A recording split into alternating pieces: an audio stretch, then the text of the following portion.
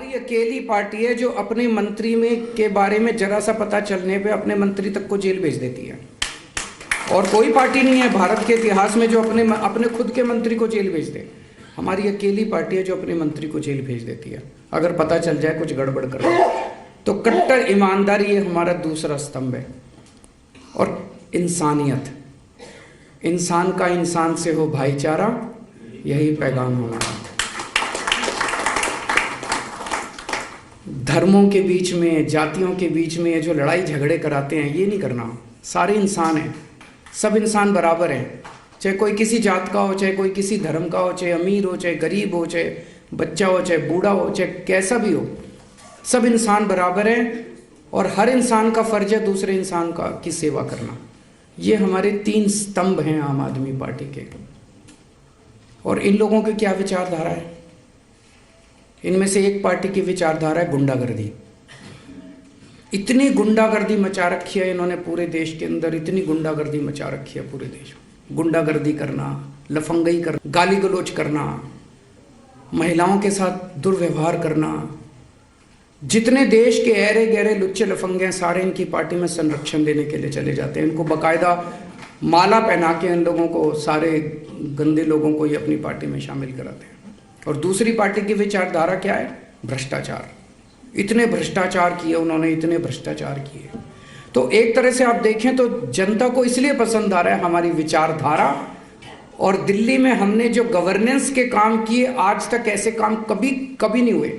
और वही काम अब सारे के सारे पंजाब में होने चालू हो गए। तो जनता को अब ये विश्वास हो रहा है कि ये पार्टी जो है ये अच्छी पार्टी है, ये शरीफों की पार्टी है। एक अहम मुद्दा है जो पिछले कई दिनों से इस देश के हर आदमी को पीड़ा दे रहा है, वो है जिस तरह से पिछले कुछ सालों में चाइना हम लोगों को आंखें दिखा रहा है। चाइना जिस तरह से हमारे ऊपर जब कब छोटे बड़े हमले कर देता है। हमारे देश के जवान बॉर्डर के ऊपर चाइना का डट के मुकाबला कर रहे हैं, अपनी जान तक दे रहे हैं। कई जवानों ने अपनी जान दे दी। उसके बावजूद सुनने में आता है कि चाइना कहीं पे इतने किलोमीटर अंदर घुस गया, चाइना कहीं पे इतने किलोमीटर अंदर घुस गया। भारत सरकार कहती है नहीं सब ठीक है। मीडिया में आता है, सोशल मीडिया में आता है कि नहीं सरकार ठीक नहीं बोल रही। अब एक तरफ चाइना हमें आंखें दिखा रहा है, एक तरफ बॉर्डर के ऊपर हमारा सैनिक जो है वो चाइना का डट के मुकाबला कर रहा है, अपनी जान तक दे रहा है। कई सैनिकों की जान चली गई। और दूसरी तरफ मैं देख रहा था कि चाइना को इसका इनाम देते जा रहे हैं। हमारी सरकार, केंद्र सरकार को पता नहीं क्या हो गया, भारतीय जनता पार्टी की सरकार को पता नहीं क्या हो गया। उनको सजा देने के बजाय वो हमें आंख दिखाते हैं, उनकी आंख में आंख डाल के उनको जवाब देने की बजाय उनके साथ हम और सामान खरीद रहे हैं, उनसे चाइना से और सामान खरीद रहे हैं। 2020-21 में यानी कि पिछले से पिछले साल में हमने $65 बिलियन का चाइना का माल खरीदा। $65 बिलियन मतलब मोटे मोटे तौर पे 5.25 लाख करोड़ रुपए का सामान भारत ने चाइना से खरीदा। चाइना ने और आंख दिखाई।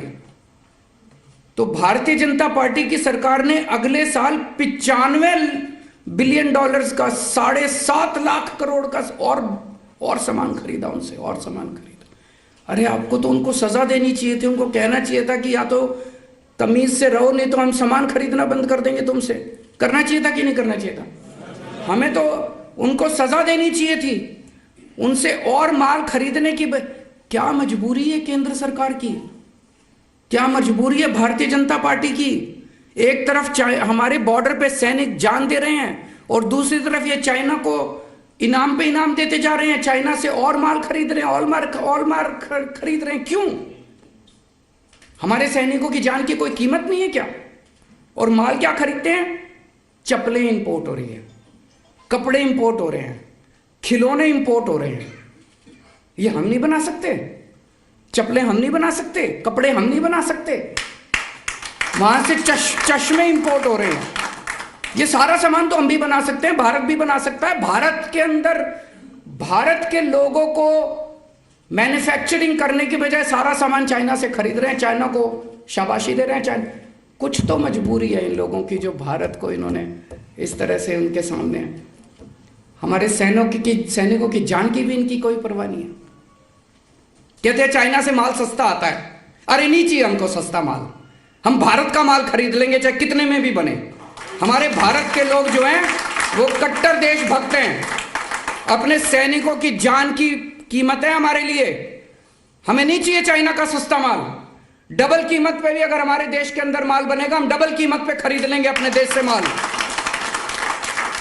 लेकिन चाइना से माल खरीदना बंद करो। आज मैं इस मंच के जरिए भारत के लोगों से अपील करता हूं कि चाइना के माल का बॉयकॉट करना शुरू करो।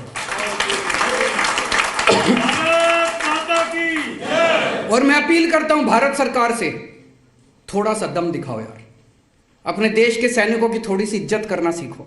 भारतीय जनता पार्टी से अपील करता हूं, इस तरह से अपने को गिरवी मत रखो, इस तरह से चाइना के सामने अपना सर मत झुकाओ। ये पार्टी जिस तरह से चाइना के सामने सर झुका रही है, भारत पूरा देश को एक साथ लो, एक एक भारतीय चाइना का सामान बायकॉट। और ये आने वाला ये 21वीं सदी है, यहां पे कोई ऐसा नहीं है कि एक देश दूसरे देश की जमीन पे कब्जा कर लेता है। ये सारा इकोनॉमी का खेल होता है, सारा व्यापार का खेल है। जिस दिन हमने चाइना को आंख दिखानी शुरू कर दी और ये $95 बिलियन का इंपोर्ट जो हम चाइना से कर रहे हैं, ये इंपोर्ट हमने करना बंद कर दिया, चाइना को अपनी औकात पता चल जाएगी।